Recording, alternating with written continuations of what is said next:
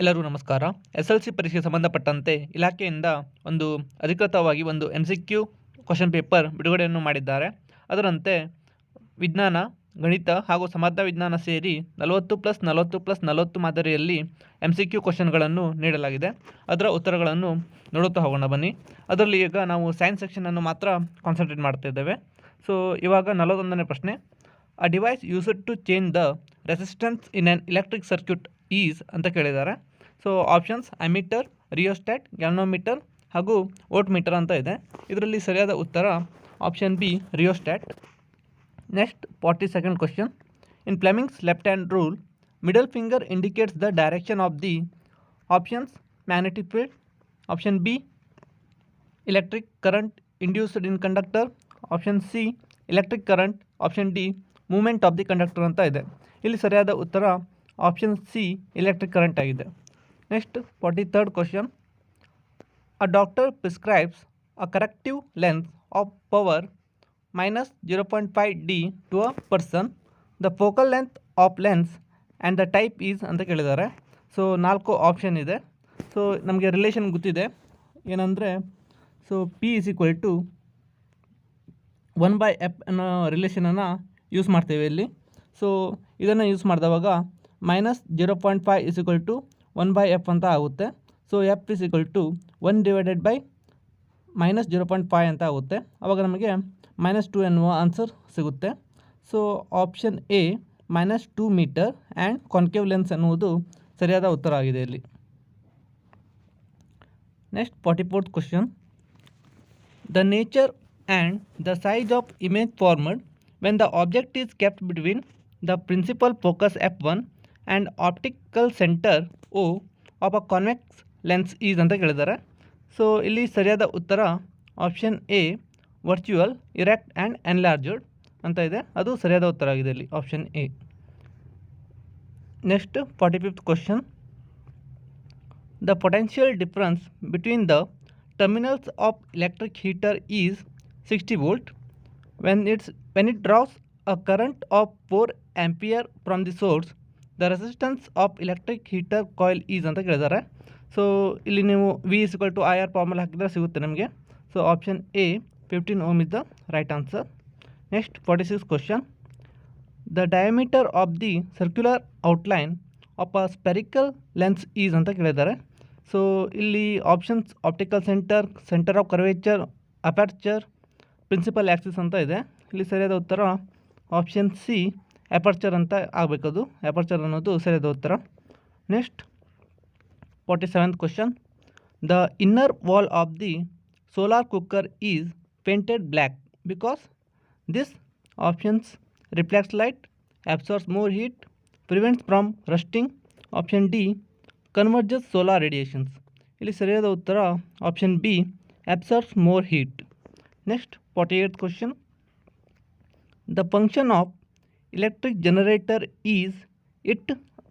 ಒಂದು 4 ಆಪ್ಷನನ್ನು ಕೊಟ್ಟಿದ್ದಾರೆ. Reverses the direction of current, converts electrical energy into mechanical energy, detects the presence of electric current in circuit, converts mechanical energy into electrical energy. So option D is the right answer. It converts mechanical energy into electrical energy. 49th question. The resistance of a conductor does not depend on. So 4 options ಇದೆ.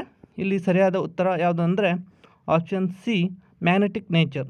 So ಇದು length of the conductor ಮೇಲೆ depend ಆಗಿರುತ್ತೆ. ಅದೇ ರೀತಿ area of cross sections ಕೂಡ depend ಆಗಿರುತ್ತೆ. ಅದೇ ರೀತಿ ನೇಚರ್ ಆಫ್ ದ ಮೆಟೀರಿಯಲ್ ಮೇಲೂ ಕೂಡ ಡಿಪೆಂಡ್ ಆಗಿ ಇರುತ್ತೆ. Next 50th question. DC generator works on the principle of electromagnetic induction, magnetic effect of electric current, heating effect of electric current, chemical effect of electric current ಅಂತ ಇದೆ. So it works on the principle of electromagnetic induction. Option A is the right answer. Next 51st question. Watt is an SI unit of electric current, electric charge, electric potential difference, electric power.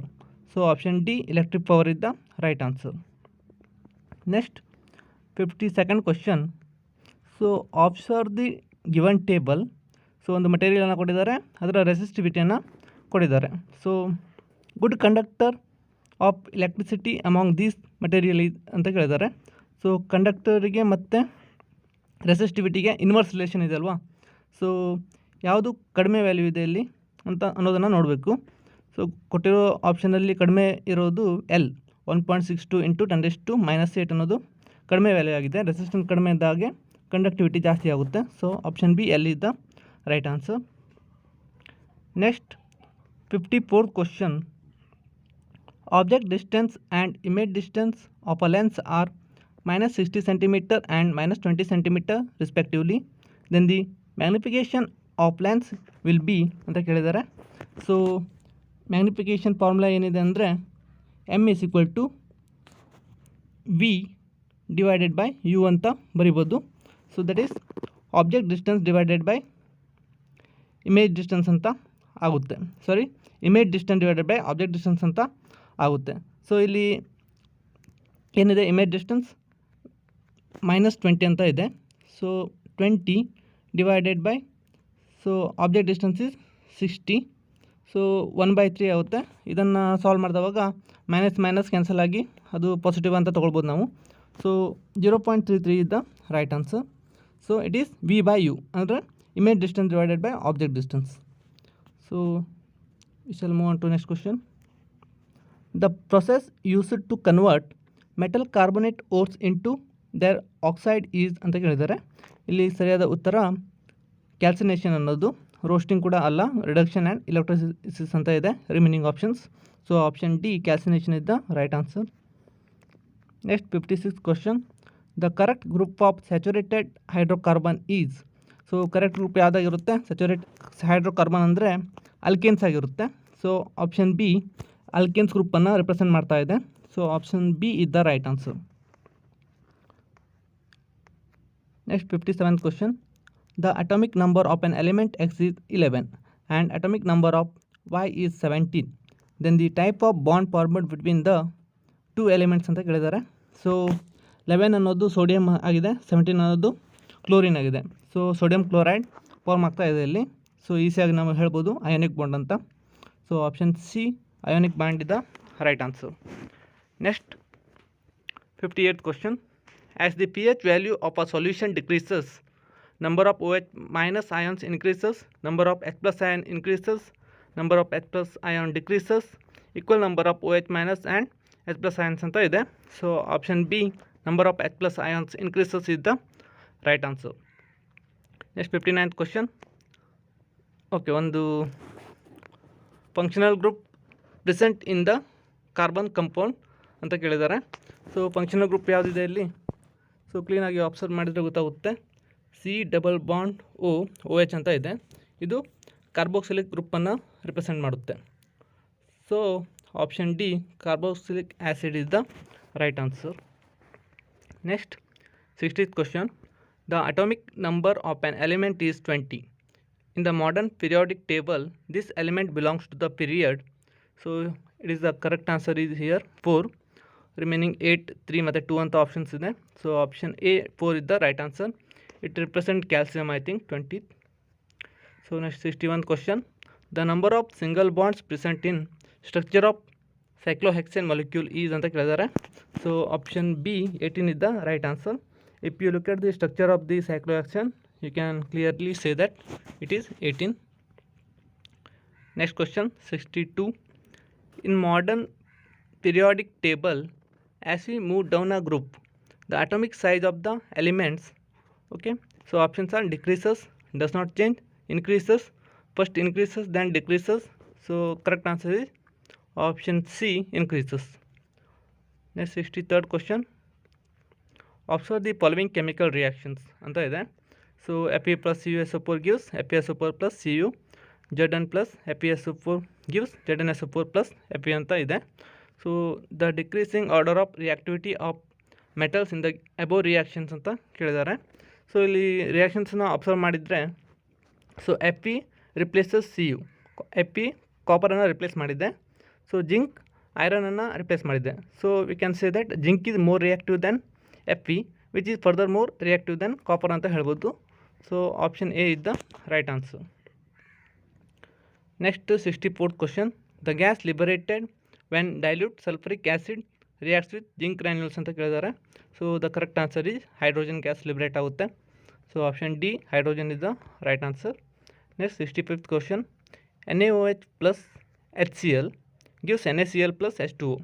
The chemical reaction is an example of, okay, it is the neutralization reaction. Okay, so acid base reaction takes place here, that's why we are call it as neutralization reaction. So next, 66th question. The molecular formula of benzene is, it is C6H6. Option C is the right answer. Next, 67th question. The process that helps in the absorption of upward movement of water and minerals dissolved in it from roots to the leaves in plants. Respiration, transpiration, photosynthesis, translocation anta ide. Option B, transpiration, is the right answer. Next, 68th question. The correct pathway of oxygenated blood coming from lungs to the heart in the human body. So here the correct answer is option D, pulmonary veins, then left atrium, then left ventricle. Option D is the right answer. Next, 69th question. The hormone that regulates carbohydrate, protein and fat metabolism in the human body is options testosterone, adrenaline, thyroxine, insulin. So option D, insulin, is the right answer. Next question, 70th one. The mismatched pair among the following is anta ಕೇಳಿದಾರೆ. So first one adrenaline pituitary gland ಅಂತ ಹೇಳಿದ್ದಾರೆ, testosterone testis ಅಂತ ಇದೆ, insulin ಪೆನ್ಕ್ರಿಯಾಸ್ ಅಂತ ಇದೆ, thyroxine thyroid gland ಅಂತ ಇದೆ. So option A ಅನ್ನೋದು ತಪ್ಪಾಗಿದೆ. So that is what we have marked, adrenaline pituitary gland ಅಂತ ಇದೆ, ಅದು ತಪ್ಪಾದ ಉತ್ತರ. So 71th question. The part of human brain responsible for precision of voluntary actions and maintaining the posture and balance of the body ಅಂತ ಕೇಳಿದ್ದಾರೆ. So options pons, cerebrum, hypothalamus, cerebellum ಅಂತ ಇದೆ. So option D, cerebellum, ಇದ್ದ right answer. Next 72nd question. A pathogen that causes gonorrhea and syphilis transmitted through sexual contact. Options protozoa, bacteria, virus, fungus. So here option B, bacteria, is the right answer. Next, 73rd question.